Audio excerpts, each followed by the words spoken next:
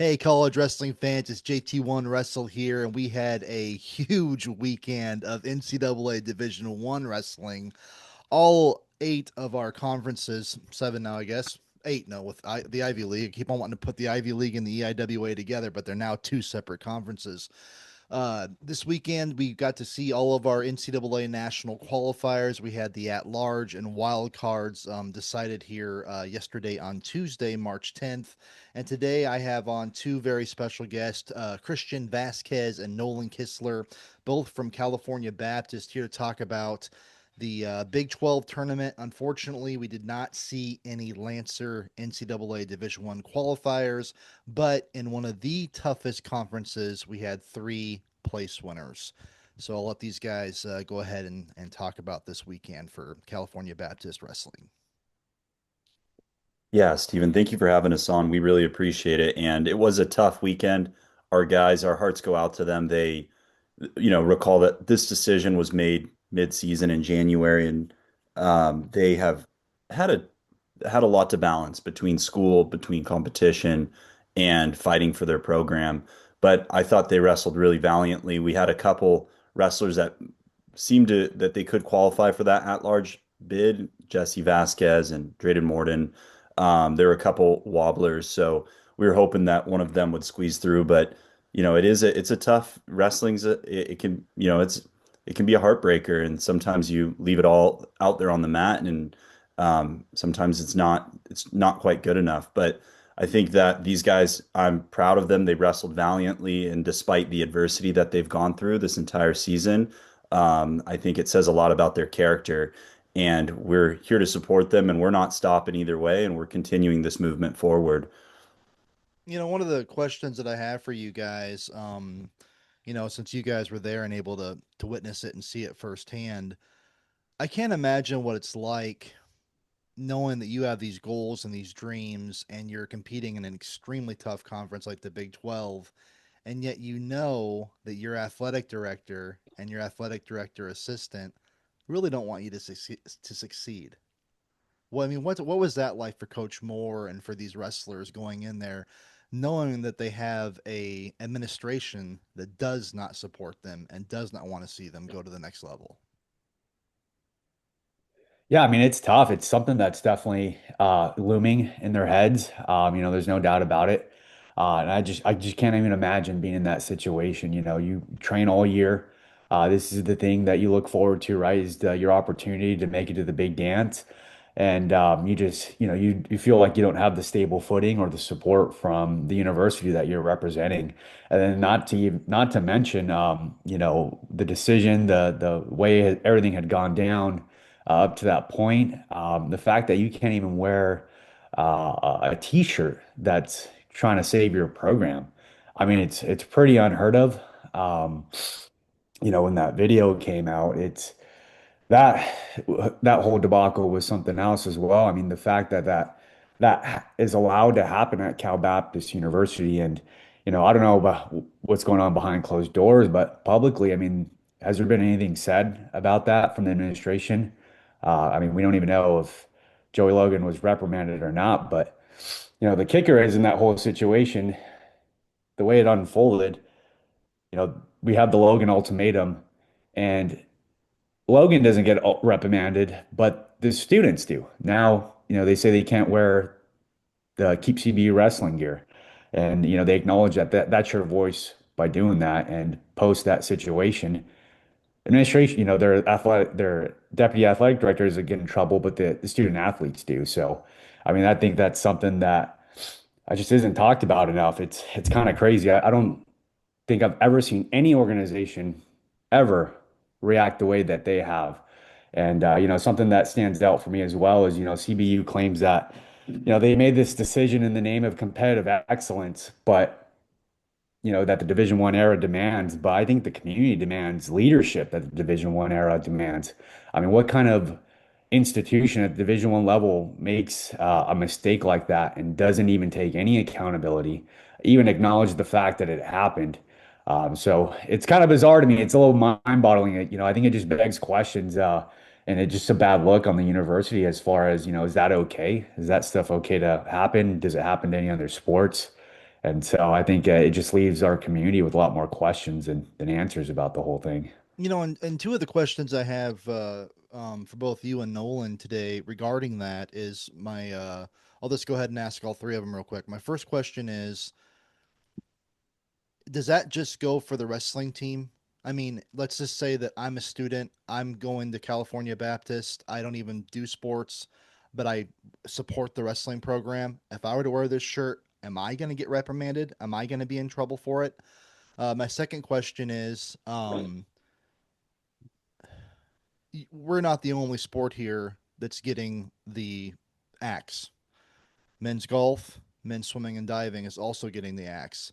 Second question here is, has there been any collaboration? Have the coaches or the athletes from those sports came in and tried to get together with all three sports being represented here, showing each other love and support? And then my third question is, there was a rumor going around.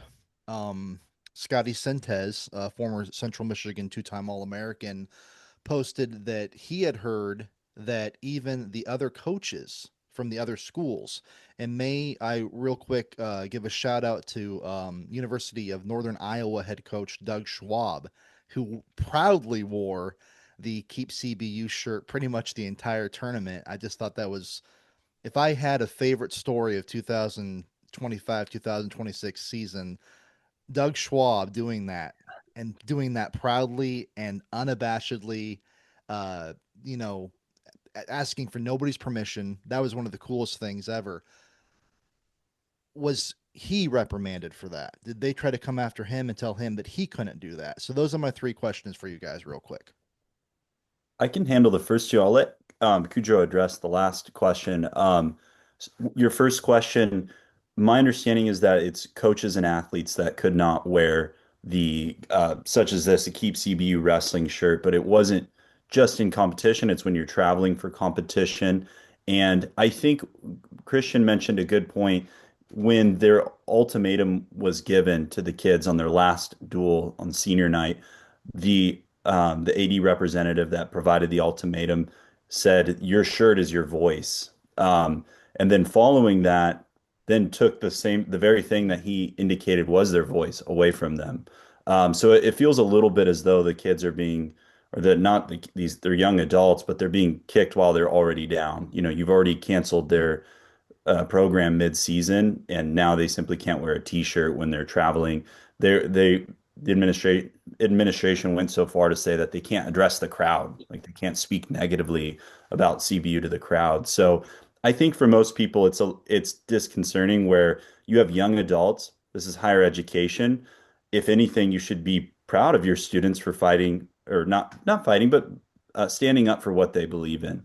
And I understand that universities do not like to be questioned when they make decisions, but as the leadership in higher education, they should set the example that, hey, we don't agree with what the students are saying, but we're going to let them have a voice. And I think that's what Stanford did, and they set maybe a little bit of a better path, and they were a little bit more gracious with the way that they dealt with the kids protesting and fighting for what they believed in. To your second question, we are collaborating with other sports.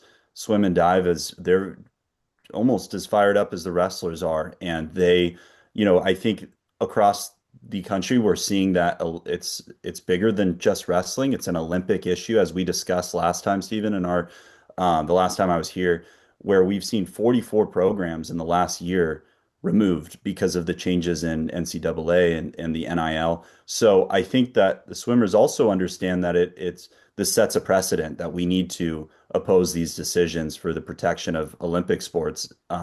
So we've had a lot of collaboration with them. We're working with them. They're great guys, and I think that it just shows that we're on a unified front. We're putting forward a unified front of these three programs. So we're really excited about that. We're happy to work with them. I think with wrestling, just there are less opportunities. So there's a little bit more of a fight from wrestlers. That's just, and it's in our nature too. But wrestling, I think there's, if I'm not mistaken, 76 Division I programs, maybe give or take. So there's just simply less opportunities from the sport of wrestling. So I think it's just as at the get-go, we're going to fight to protect those remaining programs that we have. Yeah, to talk about the excitement over the weekend, that tweet from Santos as far as the university trying to get some of the other head coaches banned. I mean, I wish CBU would answer those questions. Just the other day, we had an article come out covering our coverage at the Big 12 championships, and the reporter asked the university, and they didn't answer the question. They just sent them over to the press release that they sent from January 2nd. So, I mean, if that's an indication of what actually happened, I don't know what it is. And we're not going to speculate. I made a few calls to some friends down there. I was in California for while that was unfolding, and so I try to get something, solid that we can verify. Unfortunately, it was just a few people who happened to be standing by the head table where it all went down. But I wish we had something in writing that would have been, I mean, that would have been telling. But as far as that question is, I think that's a bigger question for Cal Baptist. Just add it to the list. I think they need to, take some accountability and shine some light on their decision. And this is a decision, the magnitude that it has. They have to stand by it, and they should be taking questions around it. And if that's something that did unfold, then it's very concerning. The way they've been operating. I just don't know if that's the kind of leadership that the Division One era uh, is going to be able to accept. I mean, all over the country when things like this unfold. I mean, just the other day, Ohio State was dealing with something, and the leader in that situation took accountability and he stepped down. I'm not saying that's what we're calling for, but there's got to be some kind of transparency and accountability at the Division One level for sure. Yeah, I agree with you 100%. And, I don't like going in this direction because all three of us, if we had it our way, California Baptist Wrestling would for sure, without a doubt, still be here at the start of 2026, 2027. But we're in a situation now where that might not be our reality. So, my next question for you is, you guys had some really good seniors on your team, Jesse Vasquez being one of them. His eligibility is now said and done. You guys also had a lot of really good underclassmen. Richard Murillo, he was ranked at various times throughout the season. Unfortunately, did not place at the Big 12s. He's only a freshman. We got Paul Kelly, who had some good wins on the season. He defeated NCAA Division One qualifier Gabe Willichell. Drayden Morton, who we spoke about earlier, finished seventh at the Big 12s. He's only a sophomore. So you guys right there have three wrestlers who have quite a bit of eligibility left. Will probably be NCAA Division One qualifiers at least a couple of times before their careers are said and done. Have they talked about the next step for them? Like where they might end up or where they might end up going if Lancer Wrestling is not an option for them next season? Yeah, we've spoken to them and we wanted to give them a little space because they're mid-season in the past couple weeks and they have this decision looming over their heads. So we wanted to give them some space, but we've talked to them since the Big 12 and a lot of them, Stephen, are in a really tough position.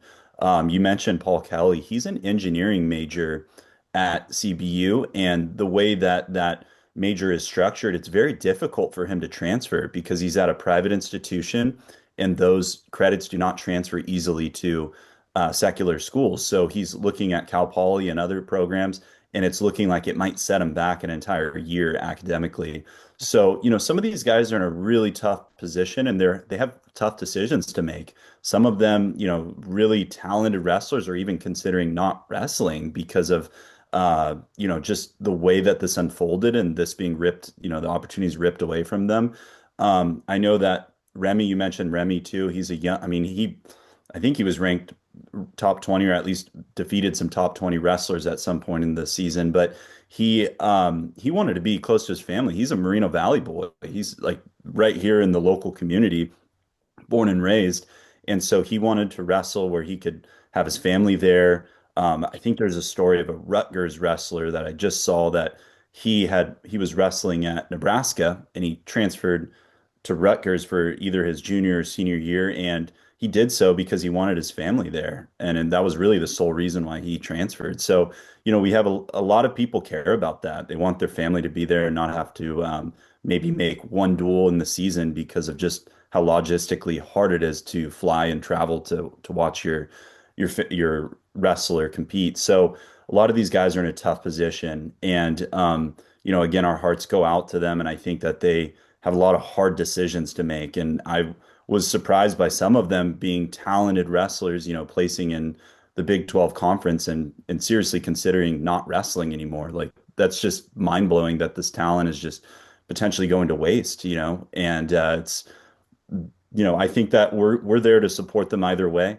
And I think that hopefully they have other prospects, assuming that this decision were to go through. But we're doing everything in our power to ensure that this decision does not go through. And we have some big things coming up. We have a March 17, we have a press conference and public announcement at CBU. So for those that want to hear about some more updates, please consider tuning in for that. And we'll post it, of course, on our pages. But that there's a big announcement coming on the 17th. And on March 29, we're actually engaging in a peaceful protest where we're marching around the campus and we're calling it Walk for Wrestling. We're having all the local high school wrestlers, all the local coaches, and just generally any supporters of this movement come onto campus. And so we'll walk around. It'll of course be peaceful, and we just want to show this leadership that we have a physical presence and the sheer numbers that of people that are supporting our movement. Because at the end of the day, if even if they don't care about the right decision, they probably care about enrollment, and money. So we want to show that, look, there's all these local high school kids that are interested in coming to your school, but they might reconsider given the way that this all went down. And I Yeah, don't know just to whether. piggyback. Oh, sorry. Go ahead. I was going to say piggyback off that. One of the reasons that CBU cited for dropping the program was community impact, and it's like how else can we show you that what this program means to this community? I mean, there's been articles written about it. There was a practice done at the RTC where there were over 100 kids there on like a Tuesday. On a Tuesday, 100 kids coming in to train. Um, there's parents, educators, elected officials in the area coming out saying, what that program means to the area. It's a proven pipeline to higher education.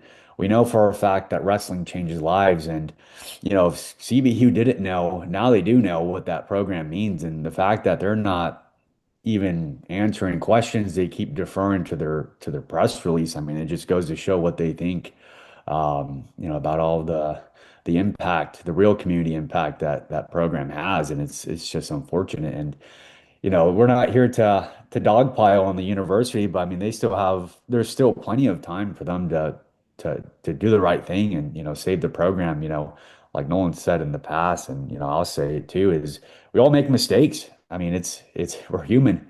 But when you have a community who's willing to come to the table with you and help you navigate some of those challenges, when you have a community that's raised $1.2 million in about 2.5 months, there's something to be said about that. It's like, how can you turn away that amount of money? I mean, there's not even a structured plan of how that money would be used, but it almost came up overnight.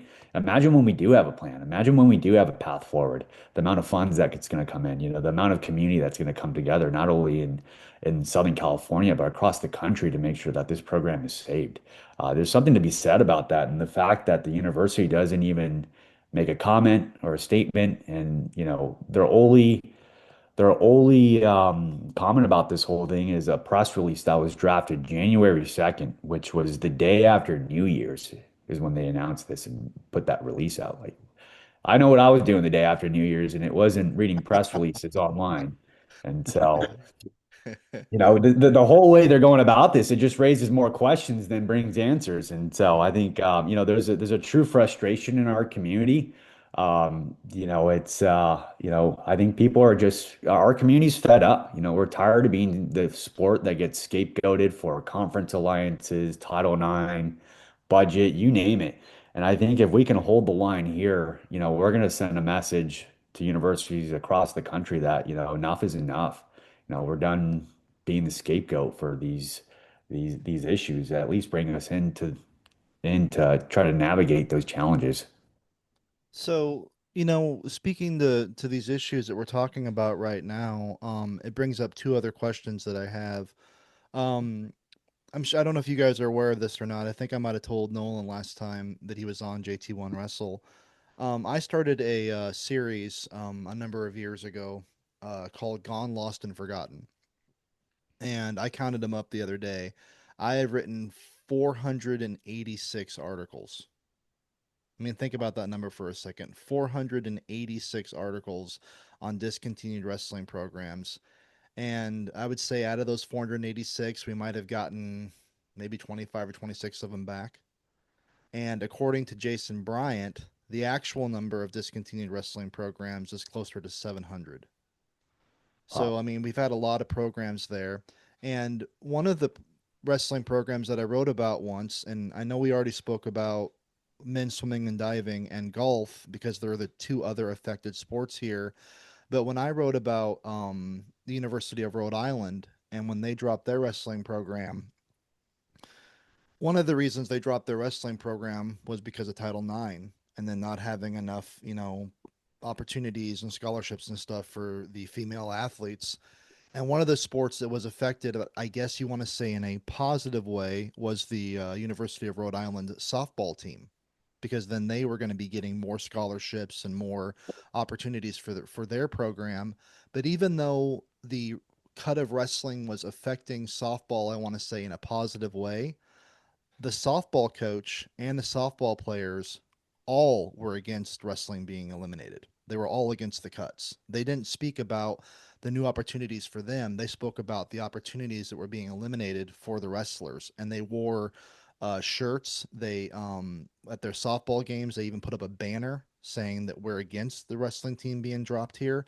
So I know we already spoke to golf and swimming and diving, but have any of the other coaches shown you guys any support? And if any of the other athletes, football players, basketball players, baseball players, so on and so forth, shown any support towards wrestling? Um, so that's the first question I have for you, real quick. Yeah, on my end, uh, I've had a lot of alumni from different sports, even basketball, like you mentioned. There's a cross country track. They are providing us testimonials, video testimonials of how this they don't agree with this, and in like you're indicating, there's something powerful about someone that has no interest in a decision to say, look, I don't agree with this because I understand this means less opportunities for young athletes like I once was. And so on the alumni front, there are several athletes and even prior coaches that have spoken out and engaged in conversation with us and are providing testimonials about how they don't agree with this decision. On campus, I think because of the timing of this, as Kristian mentioned, just the day after New Year's, a lot of people, I mean, there was a lot of people that aren't even aware of the decision, even current athletes, a lot of the general student base. And that's why we want to bring that protest to campus. Like I've never engaged in a protest, and I think it's a great constitutional right that we have, but it's just not, I think as wrestlers, we often don't speak out. Like we're the first to go in there, we're first to go into practice, last to leave, and we just have that mentality. Like don't ruffle any feathers, just do what you're supposed to do, stay in your lane and work hard. But this is something that I think the community, even wrestlers, will rally around, and we want to bring some engagement and more understanding as to what's going on onto campus. I hate to say it, but I think that the way in which and the timing that this was announced was purposeful. There's a reason why it's mid-season, whereas for Stanford, for example, it was announced in the very beginning of the year before the season had started, so they had basically their entire year to kind of start understanding what happened, what's the basis of the decision, where time is not on our side in this circumstance. And I think that that was purposeful. Yeah, and just to elaborate a little bit more on that, when you read the release, it says something along the lines of, we made this decision at this time so student athletes can have, a good amount of time to transfer out, and we'll help them every step of the way. I mean, I don't know what the logic is behind that, because I don't know of any athlete in any sport that's going to transfer out in the middle of their season. I mean, what kind of what how does that even make sense? And what world are we living in? I mean, if you're an athletic director getting paid who knows what, who who puts that forward thinking that it's logical? I mean, what athlete in the history of any sport in college athletics has transferred out in the middle of the season? I mean, a lot of this stuff is just bizarre. And like I said, the whole process of this, it demands more questions than anyone's getting answers. And it's something I've never seen before in any organization, let alone a Division I program. And I'll say one to piggyback off of that too, Stephen. We're aware that there has been efforts to control and silence any movement. So, we've been informed that a lot of the coaches or all coaches actually were told to not speak about this, do not discuss with media, do not um, basically call into question or quote unquote gossip about this circumstance. So I think it's a particular situation where you have a university that's uniquely trying to puppeteer or micromanage the situation, whereas other universities have taken a higher approach, and followed a response that's more consistent with higher education that, look, we're making this decision, but we understand there may be multiple perspectives here. And if you're a student athlete, you can voice your concerns and we'll hear you. And unfortunately, that's just not what's been transpiring here. And I think that that goes back to Christian's point that, hey, this is Division One. We are calling for leadership that aligns with that Division One level. And we're not seeing that. Yeah, we are kind of winding down here to the last few minutes we have of the show. My last question for you guys today regarding this issue is I don't know if this has been discussed or talked about. And again, I don't want to sound pessimistic or negative when I say this, but we have situations in wrestling that are very different from other situations. For example, the Penn State wrestling program runs on about $1.5 million a year. That is a lot of money for a college wrestling program. Um, then you have another wrestling program like the University of trying to think here, Campbell, for example, or maybe even Duke, where you have one wrestling program that's getting everything and anything that they want. I mean, the coach is being paid a salary that all three of us probably can't match together. The wrestlers are all being given, great scholarship offers. Then you have Duke, where the wrestling coach is, being paid the bare minimum a coach can be paid. None of the wrestlers are on scholarship. If Dr. Parker were to come back and say, all right, fine, we'll keep the wrestling program, but it's going to be under these very strict guidelines like what Duke has, what would be the response there? I think we're open to options. The issue is we just have been completely stonewalled and we have not had any response from Dr. Parker, Dr. Ellis. And, I think in the Stanford situation, they came back right away and they provided Coach Borelli a crazy number like, hey, it's going to take $400 million, something absolutely insane. And that, of course, that's for all the programs that were cut. And they eventually figured out a solution and it took some negotiation and they got to a solution that worked for both the university and these programs. And it was a win-win situation. That's what we're looking for here. As Christian mentioned, there's an opportunity for them still. Leaders make bad decisions. I do all the time, but good leaders hold themselves accountable. And I think there's still an opportunity for them to come to the table, talk to us, and we're open to any solution that's going to preserve this program. Yeah, and I think, some people might say, well, if they don't want you, why do you want to be there? Well, it's like, well, we know what wrestling does to people. We know the community impact that it has. Well, like myself, I was an individual when David Alonso was talking to the press the other day. He said, I went to college because I wanted to wrestle. I resonated that down to the core because I was on the same exact boat. School was not my favorite thing. Actually struggled a little bit, but wrestling kept me focused. It kept me in line academically, and it helped me become the first person in my family to graduate from college. And so this is why I'm so passionate about this fight. And if someone says, "Well, they don't want you there," why do you want to be there? It's because it's too important. That opportunity there is too important for it to just go away. And so here at Keep CBU Wrestling, we're going to fight tooth and nail to the very end to do everything, anything and everything we can to save that program. We just can't let it simply vanish without at least putting up a fight. It just means too much to the area. I mean, we have one of the most populated high school wrestlers, uh, the most wrestlers in the state or in the country are located in California, and there's only what, three universities that offer Division I wrestling if this decision goes through. So, I mean, it's just too important to simply let it go by, slip between our fingers. So, we're gonna fight tooth and nail to the very end. I mean, we're wrestlers. We've been down going in, 14-0 going into the third period and still find a way to win sometimes. And so I think we're in a similar situation here.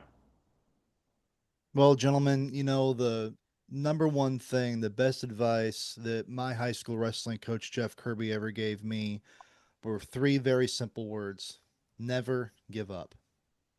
And it's obvious to me that Nolan Kistler, Kristian Vazquez, JT1Wrestle, all three of us have that mentality, have that attitude. It's now March 11th, 2026. As far as I'm concerned, I have an optimistic and positive outlook on the future.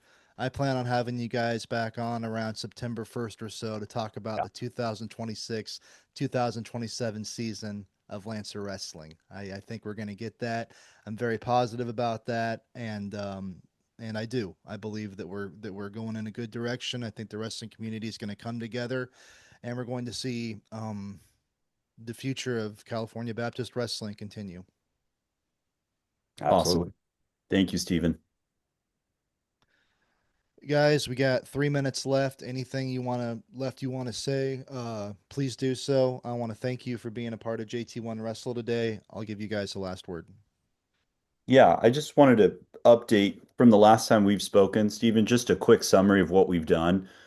We've raised another 20% of what we had last time, so we're now over 1.2 million in donations.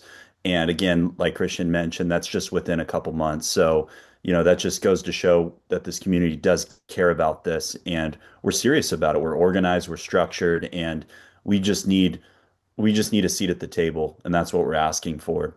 At the final duel meet against Bakersfield, we packed the stands completely. We had a lot of support from the local community, which was great to see.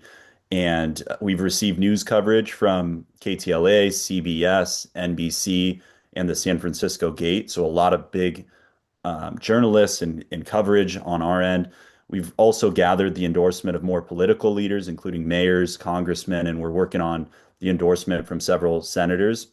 And tonight we have a community meeting. It's open to the public, so if anybody wants to join, they're more than welcome to come on and receive some of these updates. And then March 17, we have that public announcement and press conference at CBU. So we're right there on the university making this announcement.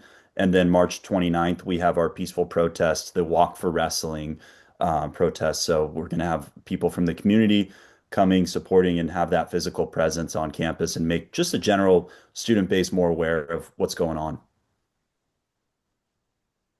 Yeah, exciting stuff in the pipeline. And again, 17th, we have a uh, pretty big announcement, but should be a lot of excitement around it. But make sure to tune in. We'll live stream it from our social media accounts. Press will be there.